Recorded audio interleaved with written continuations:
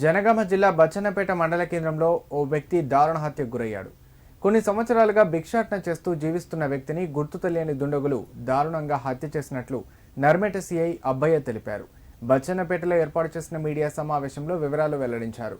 హత్య జరిగినట్లు స్థానికులు అందించిన సమాచారం మేరకు సంఘటనా స్థలానికి ఎస్ఐ హమీద్ చేరుకొని కేసు నమోదు చేసి దర్యాప్తు ప్రారంభించినట్లు పేర్కొన్నారు.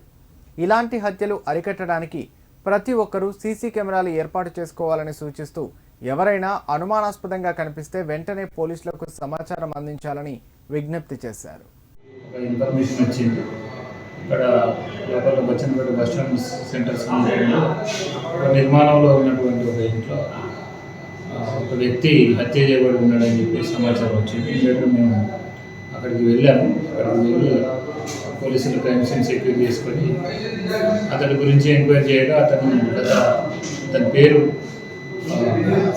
దొంగ నర్సిరెడ్డి అలియాస్ బత్తుల రాజిరెడ్డి. సుమారు 55 సంవత్సరాలు ఉంటాడు వయసు. అతను గత 25 సంవత్సరాల నుంచి కూడా బచ్చన్నపేట సెంటర్లో భిక్షాటన చేసుకుంటూ జీవిస్తున్నారు. అతనికి ఒక స్థిర నివాసం అంటూ ఏం లేదు. బిల్డింగ్ స్టాప్ కింద పడుకొని ఉండగా గుర్తు తెలియని ఆయుధంతో అతన్ని తల మీద బాగా మొదలడం వల్ల మెదడు బయటకు వచ్చింది. అతని స్పాట్లో చనిపోవడం జరిగింది. ముద్దాయిల కోసం ముద్దాయిలు ఎవరైతే ఉన్నారో ఇప్పుడు ఐడెంటిఫై కాలేదు.